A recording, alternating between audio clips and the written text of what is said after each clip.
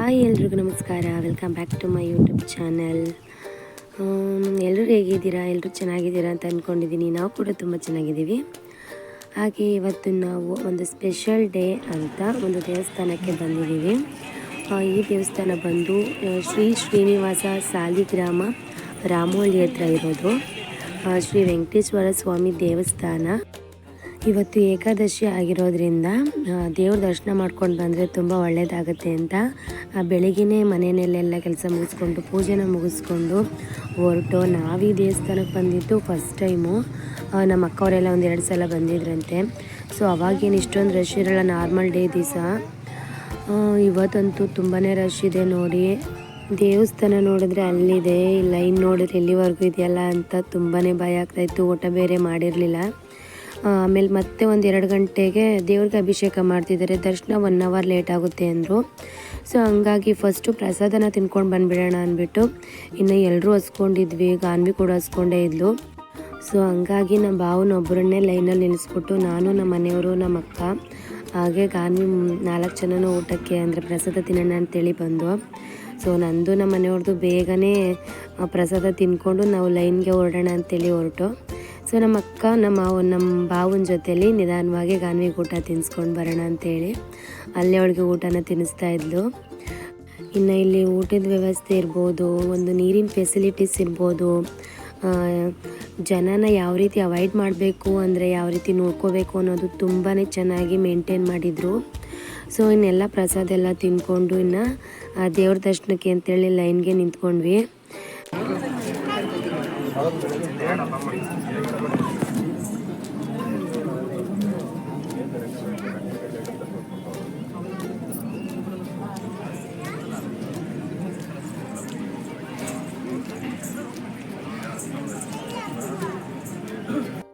ಇನ್ನು ಹಂಗೆ ಲೈನಲ್ಲಿ ಹೋಗಬೇಕಾದ್ರೆ ಬ್ರಹ್ಮಾಂಡ ಗುರೂಜಿಯವರು ಈ ದೇವಸ್ಥಾನಕ್ಕೆ ಬಂದು ಪೂಜೆನೆಲ್ಲ ಮುಗಿಸಿ ಹೊರಡ್ತಾಯಿದ್ರು. ಸೊ ಹಂಗೆ ಅವ್ರನ್ನ ಒಂದು ಚಿಕ್ಕ ವಿಡಿಯೋನ ಕೂಡ ಮಾಡಿಕೊಂಡೆ.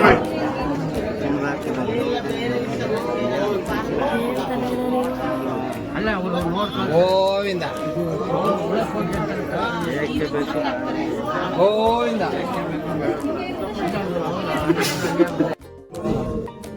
ಇನ್ನು ಇಲ್ಲಿಂದ ಒಳಗಡೆ ಹೋಗೋದಕ್ಕೆ ಮೊಬೈಲ್ ಎಂಟ್ರಿ ಇಲ್ಲವೇ ಇಲ್ಲ. ಸೊ ಮೊಬೈಲಲ್ಲಿ ಯಾವುದೇ ರೀತಿ ವೀಡಿಯೋ ಫೋಟೋಸು ಏನೂ ತೊಗೊಳಂಗಿರಲಿಲ್ಲ. ಸೊ ನೋಡೋಣ ಎಷ್ಟಾಗುತ್ತೆ ಎಷ್ಟು ವೀಡಿಯೋ ಮಾಡ್ಕೊಂಡು ಬಂದ್ರಾಯ್ತು ಅಂತೇಳಿ ಮುಂದೆ ಹೋಗ್ತಾ ಇದ್ದೀವಿ. ನೋಡೋಣ ಎಷ್ಟು ವೀಡಿಯೋ ಮಾಡೋಕ್ಕಾಗುತ್ತೆ ಅಂತ.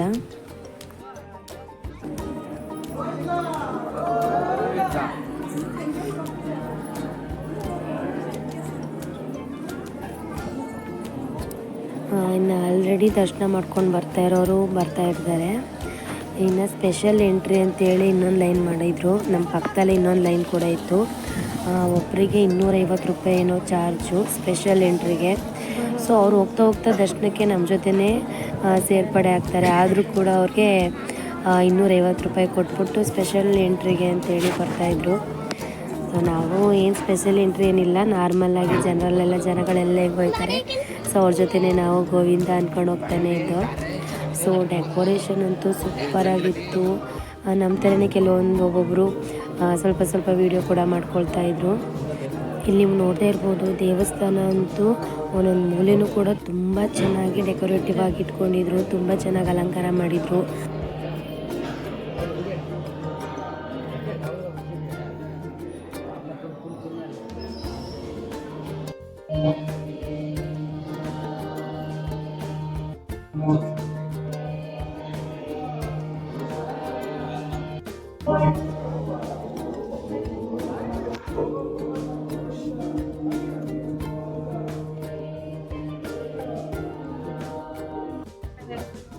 ನೋಡಿದ್ರಲ್ಲ ದೇವಸ್ಥಾನನ ಬರೀ ಕಬ್ಬಲ್ಲಿ ಜೋಳದ ತೆನೆಯಲ್ಲಿ ಎಷ್ಟು ಚೆನ್ನಾಗಿ ಅಲಂಕಾರ ಮಾಡಿದ್ದಾರೆ ಅಂತ.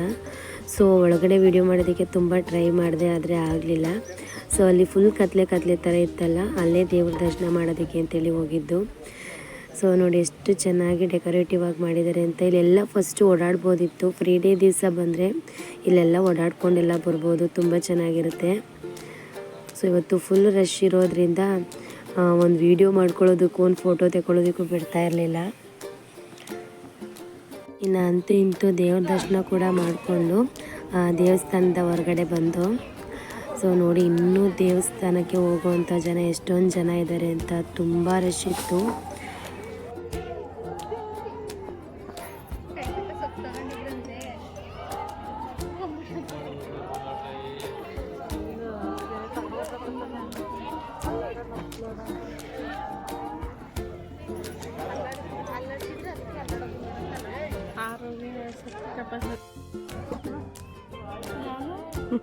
ಸೊ ಇಲ್ಲಿ ತಿರುಪತಿ ನಾಮ ಹಾಕಿಸ್ಕೊಳ್ತಾ ಇದ್ದಾರೆ ಗಾನ್ವಿ ಹಾಗೆ ನಮ್ಮ ಭಾವನವರು.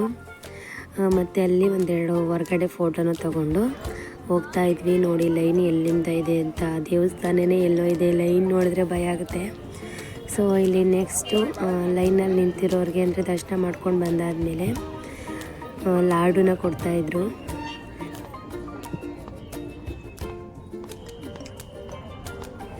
ಇಲ್ಲಿ ನೋಡಿ ಇದೆ ಆ ಲಾಡು. ಹಾಗೆ ದೇವ್ರ ದರ್ಶನ ಮಾಡೋದಕ್ಕೆ ಒಳಗಡೆ ಹೋಗಿದ್ವಲ್ಲ, ಅಲ್ಲಿ ಸ್ವಲ್ಪ ತುಳಸಿನೂ ಕೂಡ ಕೊಡ್ತಾರೆ.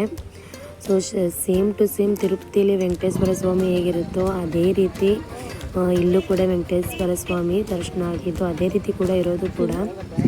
ಸೊ ಸ್ವಲ್ಪ ಹೊತ್ತು ಹಾಗೆ ಕೂತ್ಕೊಂಡು ಲಾಡುನ ತಿನ್ಕೊಂಡು ಸ್ವಲ್ಪ ಹೊತ್ತು ಟೈಮ್ ಸ್ಪೆಂಡ್ ಕೂಡ ಮಾಡಿದ್ವಿ. ಸೊ ನೋಡಿ ಅಲ್ಲಿ ಇರೋದು ದೇವಸ್ಥಾನ, ಲೈನ್ ನೋಡಿ ಎಲ್ಲಿದೆ. ನೆಕ್ಸ್ಟು ಮನೆ ಕಡೆ ಓಡ್ತಾ ಇದ್ದೀವಿ. ಸೊ ಸ್ವಲ್ಪ ಜಾತ್ರೆ ಕೂಡ ಕಟ್ಟಿತ್ತು, ನಾವೇನು ತೊಗೊಳ್ದಕ್ಕೆ ಹೋಗಲಿಲ್ಲ. ಆ ಕಡೆ ಸೈಡ್ಗೆ ಜಾತ್ರೆನೇ ಕಟ್ಕೊಂಡಿದ್ರು. ಇನ್ನು ಅದಾದಮೇಲೆ ನಮಗೆ ಸ್ವಲ್ಪ ಕಡಲೆಪುರಿ ಹಾಗೆ ಕಾರನ್ನು ತೊಗೊಂಡು ಮನೆ ಕಡೆಗೆ ಓಡ್ತಾ ಇದ್ದೀವಿ. ಹಿಂಗೆ ದಾರಿನಲ್ಲಿ ಹೋಗಬೇಕಾದ್ರೆ ದೊಡ್ಡ ಆಲದ ಮರ ನಾನು ನೋಡಿಲ್ಲ ಅಂತ ಹೇಳಿದೆ. ಆ ಪ್ಲೇಸ್ ಕೂಡ ತುಂಬಾ ಚೆನ್ನಾಗಿದೆ ಅಂತ ಹೇಳಿದ್ದಕ್ಕೆ ನಮ್ಮ ಮನೆಯವರು ಇಲ್ಲೇ ಹತ್ರದಲ್ಲೇ ಇರೋದು, ಬಾ ಕರ್ಕೊಂಡು ಹೋಗ್ತೀನಿ ಅಂತೇಳಿ ಕರ್ಕೊಂಡು ಹೋಗ್ತಾ ಇದ್ದಾರೆ. ಸೊ ನೋಡಬೇಕು ಎಷ್ಟು ಚೆನ್ನಾಗಿದೆ ಪ್ಲೇಸು ಅಂತ. ನಮ್ಮ ಅಕ್ಕವರು ಫಸ್ಟ್ ಇದ್ದಿದ್ದು ಬಿಡದಿನಲ್ಲೇ. ಸೊ ಅವ್ರಿಗೆ ಅಲ್ಲಿ ಹತ್ರ ಇದ್ದಿದ್ದರಿಂದ ಅವಳು ಆವಾಗವಾಗ ಹೋಗಿ ಬರ್ತಿದ್ದಂತೆ. ಸೊ ನಾನು ಕೂಡ ನೋಡಬೇಕು ಅಂತೇಳಿ ಅಂದಿದ್ದಕ್ಕೆ ಕರ್ಕೊಂಡು ಹೋಗ್ತಾ ಇದ್ದಾರೆ. ಸೊ ನೋಡಿ ಬಂದಿದ್ದಾಯಿತು. ಇದೇ ನೋಡಿ ಕರ್ನಾಟಕ ಸರ್ಕಾರ ವಿಶ್ವವಿಖ್ಯಾತ ದೊಡ್ಡ ಆಲದ ಮರ. ಸೊ ಒಳಗಡೆ ಹೋಗ್ತಾ ಇದ್ದೀವಿ.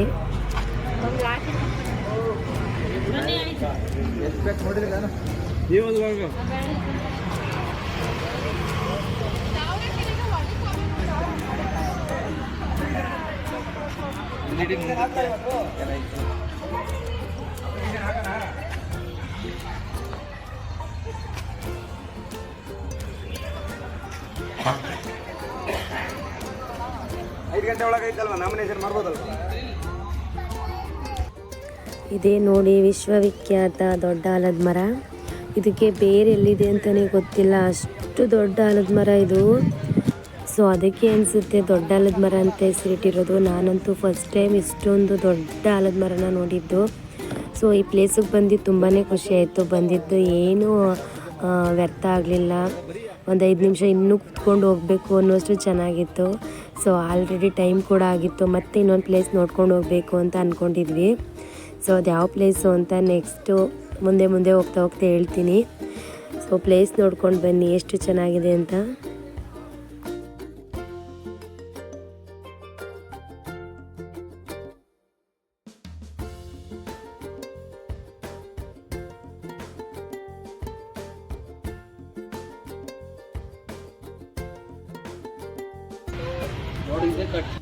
ಹಳ್ಳಿ ಕುಂಚಲ್ಲಿ ಹಳ್ಳಿಲು ಏನು ಇರ್ತಾರೆ ನೋಡೋಣ. ಹಳ್ಳಿಲು ಇಲ್ಲ, ಹಳ್ಳಿಲು ಇಲ್ಲಿ ಹಳ್ಳಿಲು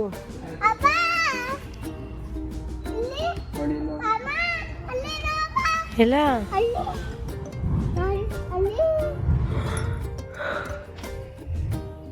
ಹಳ್ಳಿಲು ಏನದು ಏನದು ಹೊಂಟಾಯ್ತು ಬಾ, ಹೊಂಟಾಯ್ತು ಬಾ, ಹೊಂಟಾಯ್ತು ಮರಕ್ಕೆ ಹತ್ಬಿಡ್ತು ಬಾ.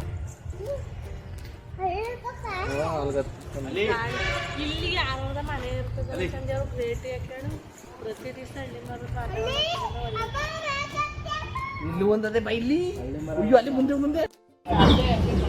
ಸೊ ಹಂಗೆ ಮುಂದೆ ಬರಬೇಕಾದ್ರೆ ಒಂದು 5-6 ಕೋತಿಗಳನ್ನ ನೋಡಿದ್ವಿ. ಅದರಲ್ಲಂತೂ 1-2 ದೊಡ್ಡ ಕೋತಿಗಳು ಸೊ ಹಣ್ಣುಗಳೆಲ್ಲ ಕೊಟ್ಟಂಗೆ ಅವೇ ತಿನ್ಕೊಂಬಿಟ್ಟು ಚಿಕ್ಕ ಚಿಕ್ಕ ಮರಿಗಳ್ಗೇನು ಕೊಡ್ತಾನೆ ಇರಲಿಲ್ಲ. ಗಾನ್ವಿಗಂತೂ ತರಬೇಕಾದ್ರೆ ಅವಳೇ ಹಣ್ಣು ತೊಗೊಂಡು ಬನ್ನಿ ಕೊಡ್ತೀನಿ ಅಂತ ಅಂದ್ಲು. ಅವಳ ಕೈಯಿಂದ ಕಿತ್ಕೊಂಡು ಮರಿಗಳ್ಗೇನು ಕೊಡದೇ ಇರೋದಕ್ಕೆ ಅವಳಿಗೆ ಕೋಪನೇ ಬಂದ್ಬಿಡ್ತು.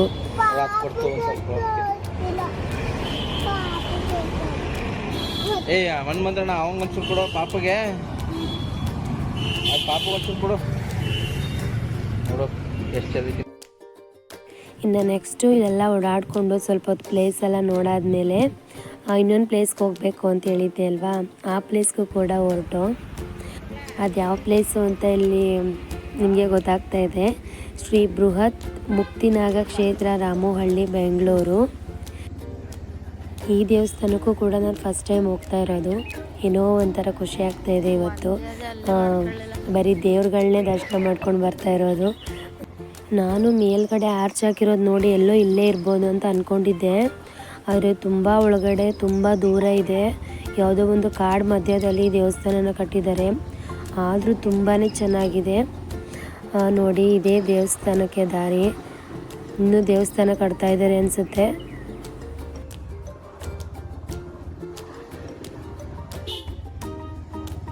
ಹೌದು, ಇಲ್ಲೇ ನೋಡಿ ದೇವಸ್ಥಾನ ಕಟ್ತಾ ಇದ್ದಾರೆ. ಇನ್ನೂ ಮೇನ್ ಎಂಟ್ರೆನ್ಸ್ ಇನ್ನೂ ಕ್ಲಿಯರ್ ಆಗಿಲ್ಲ ಅನಿಸುತ್ತೆ. ಪೇಂಟ್ ಏನೋ ಮಾಡ್ತಾ ಇದ್ದಾರೆ. ಸೊ ಬಂದು ಗಾಡಿನ ಪಾರ್ಕ್ ಮಾಡಿ ಕೈ ಕಾಲನ್ನ ತೊಳ್ಕೊಂಡು ದೇವಸ್ಥಾನ ಒಳಗಡೆ ಬರ್ತಾಯಿದ್ದೀವಿ. ಸೊ ಪೇಂಟಿಂಗ್ ಅಂತೂ ಸಖತ್ತಾಗಿ ಮಾಡ್ತಾ ಇದ್ದಾರೆ. ದೇವಸ್ಥಾನ ನೋಡಿ ಕಳೆದೋಗ್ಬಿಟ್ಟೆ ಒಂದು ಕ್ಷಣ. ನಿಜವಾಗ್ಲೂ ಸೂಪರಾಗಿದೆ ಮುಕ್ತಿನಾಗ ದೇವಸ್ಥಾನ.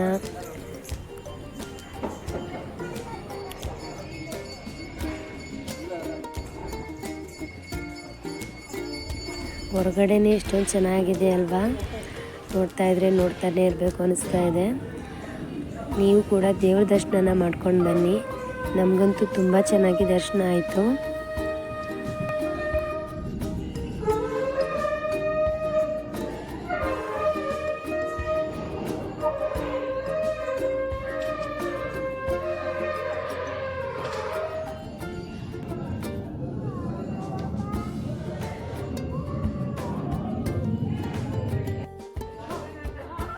ಸೊ ನೋಡಿದ್ದೀರಾ ಅಂದ್ಕೊಂಡಿದ್ದೀನಿ ಮುಕ್ತಿನಾಗ ಹೇಗಿತ್ತು ಅಂತ. ಸೊ ದರ್ಶನ ಮಾಡಿಕೊಂಡು ವಾಪಸ್ ಬರಬೇಕಾದ್ರೆ ಯಾವುದೋ ಲೇಡೀಸ್ ಸಂಘದವರು ಫುಲ್ ಒಳ್ಳೆ ಮೋಜಿ ಮಸ್ತಿಯಿಂದ ತುಂಬ ಖುಷಿಯಾಗಿದ್ದರು. ನೋಡ್ತಾಯಿದ್ರೆ ನಮಗೂ ಕೂಡ ಖುಷಿ ಆಗ್ತಾಯಿತ್ತು. ಇನ್ನು ಈ ದೇವಸ್ಥಾನದಲ್ಲಿ ಇನ್ನೂ ಕೆಲಸ ನಡೀತಾ ಇದೆ ಅಂತ ಅನಿಸುತ್ತೆ. ಸೊ ಹೊರಗಡೆನೂ ಕೂಡ ನಡೀತಾನೆ ಇದೆ, ಒಳಗಡೆನೂ ಕೂಡ ತುಂಬ ಕೆಲಸ ಪೆಂಡಿಂಗಲ್ಲಿದೆ. ಇನ್ನೂ ಕೆಲಸ ಮಾಡ್ತಾನೆ ಇದ್ದಾರೆ.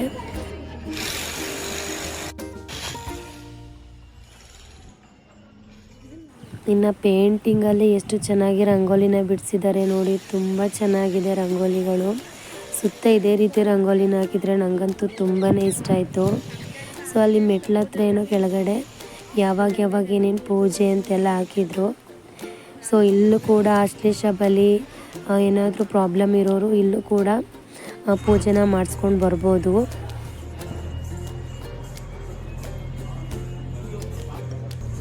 ಇನ್ನು ದೇವಸ್ಥಾನದ ಮುಂದೆ ಒಂದು ಚಿಕ್ಕ ಆದಿಮುಕ್ತಿನಾಗ ಸನ್ನಿಧಿ ಇತ್ತು. ಅಲ್ಲಿಗೂ ಹೋಗಿ ಆ ದೇವರಿಗೆ ಕೈ ಮುಕ್ಕೊಂಡು ಇನ್ನು ಮುಂದೆ ಹಾಗೆ ಬಂದರೆ ಇಷ್ಟೊಂದು ನಾಗರ ಕಲ್ಲುಗಳಿದ್ವು. ತುಂಬಾ ಚೆನ್ನಾಗಿತ್ತು. ಎಣಿಸೋಕೆ ಆಗ್ತಾ ಇರಲಿಲ್ಲ, ಅಷ್ಟೊಂದು ನಾಗರ ಕಲ್ಲುಗಳಿದ್ದು. ಸೊ ಇದೇ ಥರ ಅದೇ ಇದ್ರ ದೇವ್ರ ಹಿಂದೆ ಭಾಗನೂ ಕೂಡ ನಾಗರ ಕಲ್ಲುಗಳಿವೆ. ಸೊ ಇಲ್ಲೇನು ಕಾಣಿಸ್ತಾ ಇದೆಯಲ್ಲ, ಹಿಂದೆ ಮೆಟ್ಲು ಹಾಗೆ ಮುಂದೆ ಮೆಟ್ಲು ದೇವ್ರ ಮಧ್ಯೆ ಇದೆ. ಸೊ ಆಪೋಸಿಟ್ ಎರಡು ಕಡೆನೂ ಕೂಡ ಇದೇ ರೀತಿ ನಾಗರ ಕಲ್ಲುಗಳನ್ನ ನೀಟಾಗಿ ಜೋಡಿಸಿದ್ದಾರೆ. ಸೊ ಅಲ್ಲಿ ಕಾಣಿಸ್ತಾ ಇದೆಯಲ್ಲ ನೋಡಿ, ದೊಡ್ಡ ಹಾವಿನ ಥರ. ಸೊ ಅದ್ರ ಹಿಂಬದಿನೂ ಕೂಡ ಇದೇ ರೀತಿ ನಾಗರ ಕಲ್ಲನ್ನ ಜೋಡಿಸಿರೋದು. ಬನ್ನಿ ಅದು ಯಾವ ರೀತಿ ಇದೆ ಅಂತ ನೋಡ್ಕೊಂಡು ಬರೋಣ.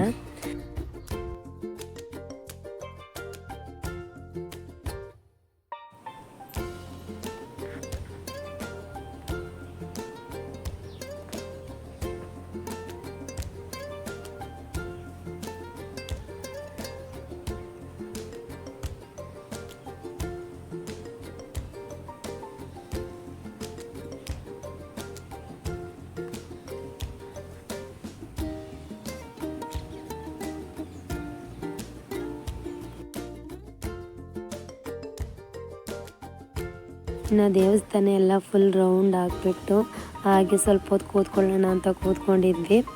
ಇನ್ನು ಗಾನ್ವಿ ಅವ್ರ ದೊಡ್ಡಪ್ಪನ ಜೊತೆ ಇನ್ನೂ ರೌಂಡ್ ಆಗ್ತಾ ಇದ್ದಾಳೆ ನೋಡಿ.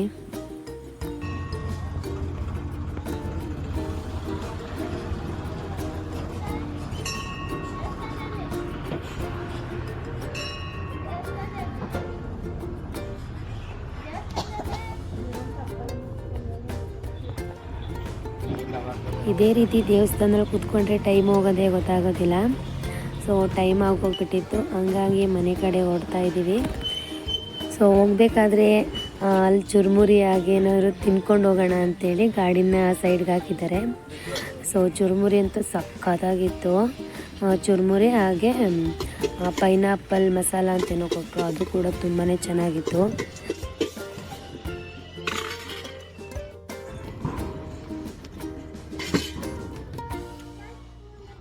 ಇದೇ ನೋಡಿ ಪೈನಾಪಲ್ ಮಸಾಲ ತಿನ್ಕೊಂಡು ಮನೆ ಕಡೆ ಓಡ್ತಾ ಇದ್ದೀವಿ. ಸೊ ಗ್ಯಾಪಲ್ಲಿ ಹಂಗೆ ಗಾನ್ವಿಗೆ ಸಂಕ್ರಾಂತಿ ಹಬ್ಬಕ್ಕೆ ಬಟ್ಟೆ ತೊಗೊಳೋದಿತ್ತು. ಸೊ ಹಂಗೆ ಅಂಗಡಿಗೆ ಹೋಗಿ ಬಟ್ಟೆ ಕೂಡ ತೊಗೊಂಡು ಮನೆಗೆ ಹೊರಡ್ತಾ ಇದ್ದೀವಿ. ಇಲ್ಲ ಮನೆಯವ್ರು ಏನೋ ಹೇಳ್ತಿದ್ದಾರೆ, ಎಸ್ ಅವರು ರಾಮಾಚಾರಿ ಮೂವಿನಲ್ಲಿ ಅವ್ರ ಅಪ್ಪನ ಜೊತೆ ಡ್ಯಾನ್ಸ್ ಮಾಡ್ತಾರಲ್ಲ ಅದು ಇದೇ ಜಾಗದಲ್ಲಿ ಅಂತ. ಪ್ಲೇಸ್ ನೋಡಿದ್ರೆ ಖುಷಿ ಆಗ್ತಾಯಿದೆ, ಇನ್ನೇನಾದರೂ ಅವ್ರನ್ನೇ ನೋಡಿಬಿಟ್ರೆ ಇನ್ನೆಷ್ಟು ಖುಷಿ ಆಗಬೇಡ. ಅವರೆಲ್ಲ ಆ್ಯಕ್ಟಿಂಗ್ ಮಾಡಿರೋ ಸ್ಥಳದಲ್ಲಿ ಓಡಾಡ್ತಿದ್ದೀವಿ ಅನ್ನೋದು ಒಂದು ಖುಷಿ ಇದೆ. ಸೊ ಬನ್ನಿ ನೆಕ್ಸ್ಟ್ ಮನೆಗೆ ಹೋಗಿ ಗಾನ್ವಿ ಹೇಗೆ ಆಡ್ತಾಳೆ, ಹಾಗೆ ಹೊಸ ಬಟ್ಟೆನ ನೋಡಿ ಹೇಗೆ ರಿಯಾಕ್ಟ್ ಮಾಡ್ತಾಳೆ ಅಂತ ನೋಡೋಣ.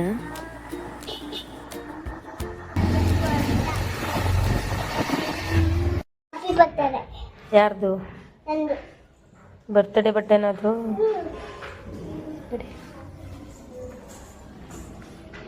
ನಡಿ ಸಿನಿಮಾ ಬಾ.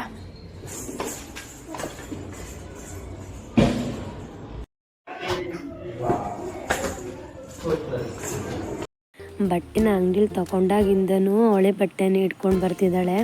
ಆ ಬ್ಯಾಗ್ನ ಯಾರಿಗೂ ಕೊಡ್ತಾನೂ ಇಲ್ಲ, ಆ ಬಟ್ಟೆಗಳನ್ನ ಏನು ಯಾರಿಗೂ ತೋರ್ತಾನೂ ಇಲ್ಲ. ಅವನೊಂದು ಬರ್ತಡೇ ಡ್ರೆಸ್ಸು ನಾನು ಆಗ ರೆಡಿ ಆಗ್ತೀನಿ ಈಗ ರೆಡಿ ಆಗ್ತೀನಿ ಅಂತ ಮಾತಾಡಿಕೊಂಡು ಸ್ಲಿಪ್ಪರ್ ಬಿಟ್ಕೊಂಡು ಒಳಗಡೆ ಬರ್ತಿದ್ದಾಳೆ. ಸೊ ಬಟ್ಟೆನಾದರೂ ತೋರಿಸಿ ಅಂದರೂ ತೋರಿಸ್ತಾ ಇಲ್ಲ, ತೊಗೊಂಡೋಗಿ ಒಳಗಡೆ ಇಟ್ಬಿಡ್ತಾಳೆ, ಯಾರಿಗೂ ತೋರೋದು ಇಲ್ಲ ಏನೂ ಇಲ್ಲ. ಸೀದಾ ತೊಗೊಂಡೋಗು ರೂಮ್ಗೆ ಇಟ್ಬಿಟ್ಟು ಬಂದ್ಬಿಡ್ತಾಳೆ. ಸೊ ತೋರ್ಸವ ವೀಡಿಯೋ ಮಾಡೋಕ್ಕಂದ್ರೂ ವೀಡಿಯೋ ಮಾಡೋದಕ್ಕೂ ತೋರಿಸ್ಲಿಲ್ಲ. ಇನ್ನು ಸಂಕ್ರಾಂತಿ ಹಬ್ಬದಲ್ಲಿ ಅವಳು ಹಾಕ್ಕೊಂಡಾಗಲೇ ನೋಡಬೇಕು. ಇನ್ನು ದಾರಿಲಿ ಬರಬೇಕಾದ್ರೆ ಒಂದು ಸ್ಟಡಿ ಟೇಬಲ್ ನೋಡಿದ್ವಿ, ನಮ್ಮ ಗಾನ್ವಿಗೆ ಯೂಸ್ ಆಗುತ್ತೆ ಅಂತ ತೊಗೊಂಡು ಬಂದಿದ್ದೀವಿ. ಇಲ್ಲಿ ನೋಡಿ ಆಲ್ರೆಡಿ ಆ ಟೇಬಲ್ನು ಕೂಡ ಬಿಡ್ತಾ ಇಲ್ಲ. ABCD ನೋಡಿದ್ದೆ, ABCD EFG HIJ KL NOPQRS TUVWXYZ. Ganvi ಹೇಳ್ತಾಳೆ, ಹೇಳ್ಚಿನಮ್ಮ ನೀನು.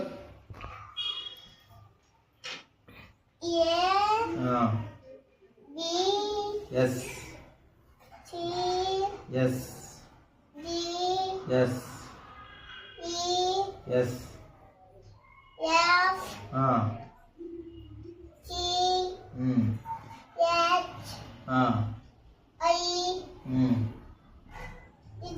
J.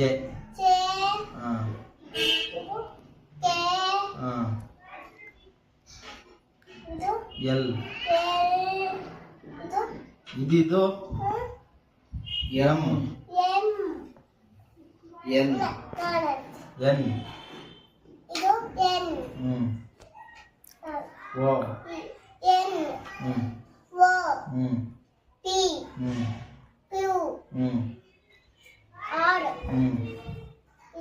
Yes. Yes. T. U. V. W. X. Y. Z. January. February. March.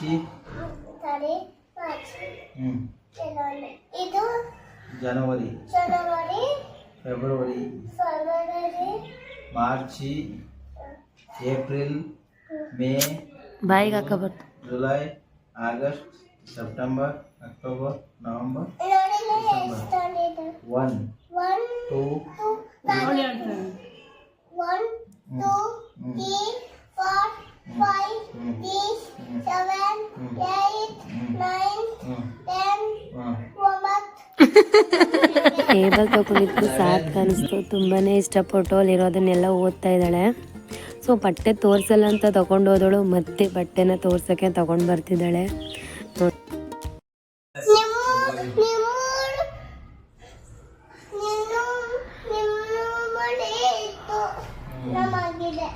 ಏನ ನಮ್ಮ ರೂಮಲ್ಲಿ ಮಡಗಿದ್ಲು ಸರ್ಪ್ರೈಸ್ ಇಚ್ಚಿನ ಬಟ್ಟೆ ತೋರ್ಸಕ್ಕೆ ಸರಿಯಾಗಿ.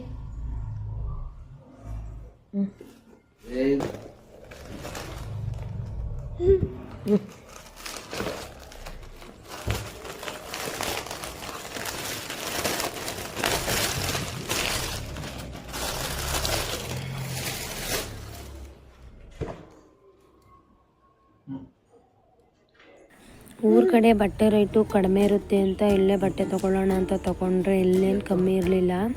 ಸೊ ಈ ಬಟ್ಟೆ ಕಾಟನ್ ಮಿಕ್ಸ್ ಆಗಿರೋದ್ರಿಂದ ಕ್ವಾಲಿಟಿ ವೈಸ್ ಅಂತೂ ಸೂಪರಾಗಿತ್ತು. ಸ್ವಲ್ಪ ಅಮೌಂಟ್ ಜಾಸ್ತಿ ಅನಿಸಿದ್ರು ಕೂಡ ಗಾನ್ವಿಗೆ ತುಂಬ ಕಂಫರ್ಟಬಲ್ ಅನಿಸ್ತು. ಒಂದು ಚುಚ್ಚೋದಿಲ್ಲ ಏನಿಲ್ಲ. ಗಾನ್ವಿನೂ ಕೂಡ ತುಂಬ ಇಷ್ಟಪಟ್ಟು ವೇರ್ ಮಾಡ್ತಾ ಇದ್ದಾಳೆ. ಸೊ ಅವಳು ಇವತ್ತೇ ಹಾಕೊಬೇಕು, ಇವಾಗಲೇ ಹಾಕೊಂಡು ನೋಡಬೇಕು ಅಂತ ಹಾಕ್ಕೊಂಡು ಅದಾದಮೇಲೆ ಒಂದು ರೌಂಡ್ ಚೆನ್ನಾಗಿ ಮನೆಯೆಲ್ಲ ಓಡಾಡಿಬಿಟ್ಟು ಡ್ರೆಸ್ ಚೇಂಜ್ ಮಾಡ್ಕೊಂಡು ಬರೋಕ್ಕೆ ರೂಮ್ ಒಳಗಡೆ ಹೋಗ್ತಾ ಇದ್ದಾಳೆ. ಎಲ್ಲರೂ ಫ್ರೆಶ್ ಅಪ್ ಆಗಿ ಹಾಗೆ ಕೂತಿದ್ದು. ಸೊ ವೆಂಕಟೇಶ್ವರ ಸ್ವಾಮಿ ದೇವಸ್ಥಾನದಲ್ಲಿ ಕಡಲೆಪುರಿನ ತೊಗೊಂಡಿದ್ವಿ ಅಲ್ವಾ, ಸುಮ್ಮನೆ ಅಲ್ಲೇ ಇಟ್ಟರೆ ಮೆತ್ತಗಾಗಿಬಿಡುತ್ತೆ. ಇನ್ನು ಸಂಕ್ರಾಂತಿ ಹಬ್ಬಕ್ಕೆ ಅಂತೇಳಿ ಊರಿಗೆ ಹೋಗ್ಬಿಟ್ರೆ ಅದು ಅಲ್ಲೇ ಉಳ್ಕೊಂಡು ಬಿಡುತ್ತೆ ಅಂದ್ಬಿಟ್ಟು ಬಂದ ತಕ್ಷಣ ಅಕ್ಕ ಎಲ್ರಿಗೂ ಚುರುಮುರಿನ ಮಾಡಿಕೊಟ್ಲು. ಸೊ ಅಲ್ಲೂ ಕೂಡ ತಿಂತಿದ್ವಿ. ಸೊ ಇಲ್ಲಿ ಜಾಸ್ತಿ ಏನು ಕಡಲೆಪುರಿನ ತೊಗೊಂಡು ಬಂದಿರಲಿಲ್ಲ, ಸ್ವಲ್ಪನೇ ಅಲ್ವಾ, ಎಲ್ಲರೂ ಕೂತ್ಕೊಂಡು ತಿಂದ್ಕೊಂಡ್ರೆ ತೀರೋಗ್ಬಿಡುತ್ತೆ ಅಂದ್ಬಿಟ್ಟು ಬಂದ ತಕ್ಷಣ ಚುರುಮುರಿನ ಮಾಡಿದ್ಲು. ಸೊ ಗಾನ್ವಿಗೆ ಫಸ್ಟ್ ಚುರುಮುರಿ ಅಂದರೆ ತುಂಬಾ ಇಷ್ಟ. ತಿಂತ ಕೂತಿದ್ಲು. ಅವ್ರ ಅಪ್ಪರಿಗೂ ಕೂಡ ಅವಳೇ ಸರ್ವ್ ಮಾಡ್ತಾ ಇದ್ದಾಳೆ.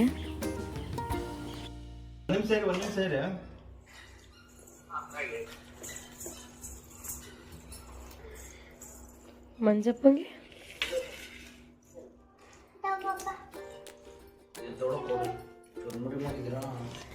ಏನಿದು? ಚುಮ್ರಿ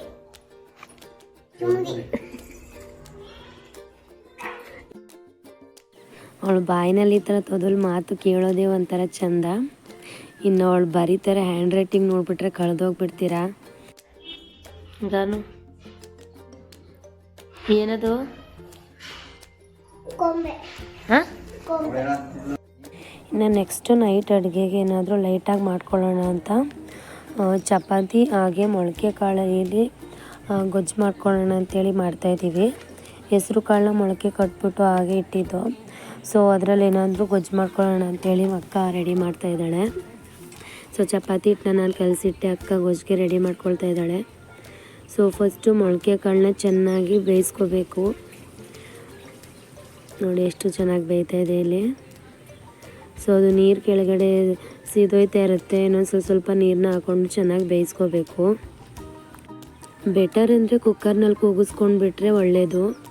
ನಾವು ಸ್ವಲ್ಪ ಕಾಳಿರೋದ್ರಿಂದ ಒಂದು ಪಾತ್ರೆನಲ್ಲೇ ಬೇಯಿಸ್ಕೊಳ್ತಾ ಇದ್ದೀವಿ.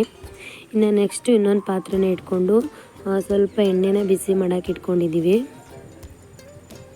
ಸೊ ಎಣ್ಣೆ ಸ್ವಲ್ಪ ಚೆನ್ನಾಗಿ ಬಿಸಿ ಆದಮೇಲೆ ಅದಕ್ಕೆ ಕರಿಬೇವಿನ ಸೊಪ್ಪು, ಈರುಳ್ಳಿ, ಟೊಮ್ಯಾಟೊ ಹಾಗೆ ಹಸಿಮೆಣಸಿನ್ಕಾಯಿ, ಬೆಳ್ಳುಳ್ಳಿ, ಇದು ಸ್ವಲ್ಪ ಕೊತ್ತಂಬರಿ ಸೊಪ್ಪು ಇದಿಷ್ಟನ್ನು ಒಗ್ಗರಣೆಗೆ ಹಾಕ್ಕೋಬೇಕು.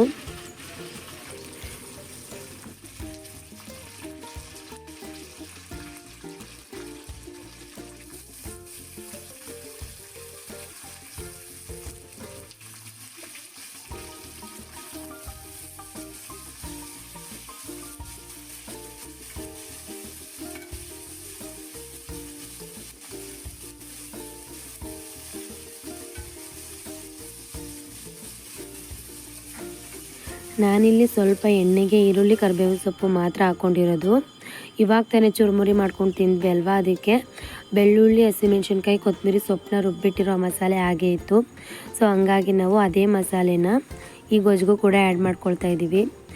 ನೀವು ಕೂಡ ಬೇಕಾದರೆ ಈ ರೀತಿ ಕೂಡ ಹಾಕೋಬೋದು, ಇಲ್ಲ ಅಂತಂದರೆ ಹಸಿಮೆಣ್ಸಿನ್ಕಾಯಿ ಕಟ್ ಮಾಡಿ ಕೂಡ ಹಾಕೋಬೋದು, ಬೆಳ್ಳುಳ್ಳಿನ ಜಜ್ಜಿ ಕೂಡ ಹಾಕೋಬೋದು. ಈ ರೀತಿ ಪೇಸ್ಟ್ ಮಾಡಿ ಹಾಕ್ಕೊಂಡ್ರು ಕೂಡ ಟೇಸ್ಟು ತುಂಬಾ ಚೆನ್ನಾಗಿರುತ್ತೆ. ಸೊ ನಾವು ಪೇಸ್ಟು ವೇಸ್ಟ್ ಆಗಬಾರ್ದು ಅಂದ್ಬಿಟ್ಟು ಇದಕ್ಕೆ ಯೂಸ್ ಮಾಡ್ಕೊಳ್ತಾ ಇದ್ದೀವಿ. ಸೊ ಟೇಸ್ಟ್ ಅಂತೂ ಸಕ್ಕತ್ತಾಗಿತ್ತು. ಈ ರೀತಿ ಮಸಾಲೆ ಎಲ್ಲ ಹಾಕೊಂಡಾದ್ಮೇಲೆ ಸ್ವಲ್ಪ ಹೊತ್ತು ಚೆನ್ನಾಗಿ ಬೇಯಿಸ್ಕೋಬೇಕು. ಅದು ಎಣ್ಣೆ ಬಿಡೋವರೆಗೂ ಚೆನ್ನಾಗಿ ಫ್ರೈ ಮಾಡ್ಕೋಬೇಕು. ಮಸಾಲೆ ಇರೋ ಘಾಟ್ನಂಶ ಎಲ್ಲ ಹೋಗೋವರೆಗೂ ಚೆನ್ನಾಗಿ ಫ್ರೈ ಮಾಡಿಕೊಂಡು ನಾವು ಆಲ್ರೆಡಿ ಬೇಯಿಸಿಟ್ಕೊಂಡಿದ್ದೀವಲ್ಲ ಹೆಸರು ಕಾಳು, ಏನು ಮೊಳಕೆ ಕಾಳು, ಅದನ್ನು ಡೈರೆಕ್ಟಾಗಿ ಮಸಾಲೆ ಒಳಗಡೆ ಹಾಕ್ಕೋಬೇಕು. ಸೊ ನಾನು ಯಾವುದೇ ರೀತಿ ಇಲ್ಲಿ ನೀರನ್ನ ಸೋಸಿಟ್ಕೊಂಡಿಲ್ಲ, ನೀರು ಬೆಂದು ಕಾಳಲ್ಲೇ ಸೀದೋಗಿರೋದು. ಸೊ ಅದನ್ನು ಡೈರೆಕ್ಟಾಗಿ ನಾನು ಮಸಾಲೆ ಒಳಗಡೆ ಹಾಕ್ಕೊಳ್ತಾ ಇದ್ದೀನಿ.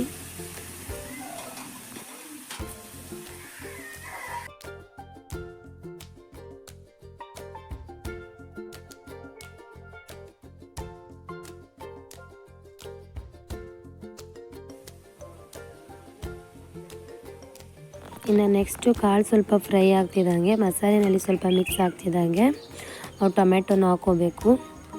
ಸೊ ಕಾಳು ಸ್ವಲ್ಪ ಚೆನ್ನಾಗಿ ಬೇಯಲಿಕ್ಕೆ ಮಸಾಲೆನಲ್ಲಿ ಸ್ವಲ್ಪ ಮಿಕ್ಸ್ ಆಗೋದಕ್ಕೆ ಒಂದು ಅರ್ಧ ಗ್ಲಾಸಷ್ಟು ನೀರನ್ನೇ ಆ್ಯಡ್ ಮಾಡ್ಕೊಳ್ಳಿ. ಟೊಮೆಟೊ ಎಲ್ಲ ಹಾಕೊಂಡಾದ್ಮೇಲೆ ಒಂದು ಸಲ ಮಸಾಲೆನಲ್ಲಿ ಚೆನ್ನಾಗಿ ಮಿಕ್ಸ್ ಮಾಡಿಬಿಟ್ಟು ಒಂದು 5 ನಿಮಿಷ ಬೇಯಿಸ್ಕೋಬೇಕು.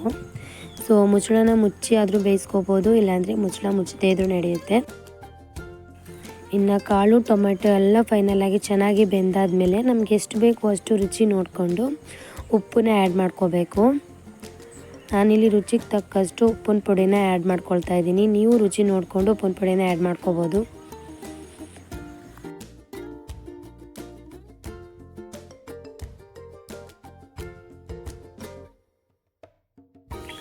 ಉಪ್ಪಿನ ಪುಡಿ ಹಾಕೊಂಡಾದ್ಮೇಲೆ ಫೈನಲ್ಲಾಗಿ ಗೊಜ್ಜು ರೆಡಿಯಾಗಿದೆ.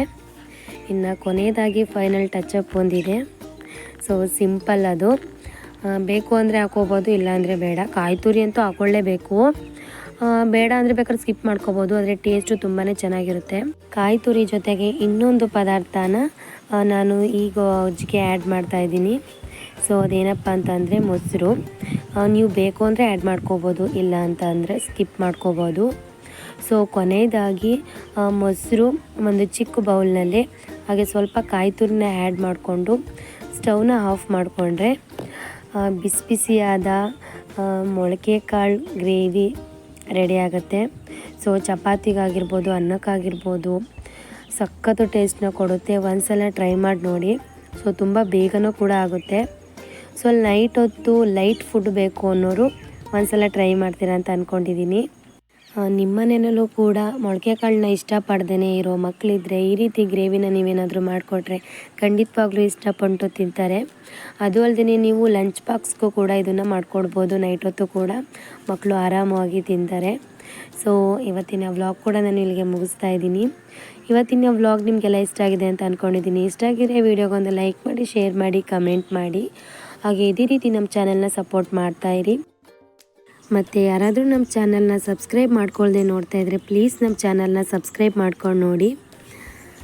ಮತ್ತೆ ನೆಕ್ಸ್ಟ್ ವಿಡಿಯೋದಲ್ಲಿ ಸಿಗ್ತೀನಿ. ಅಲ್ಲಿವರೆಗೂ ಎಲ್ಲರಿಗೂ ನಮಸ್ಕಾರ.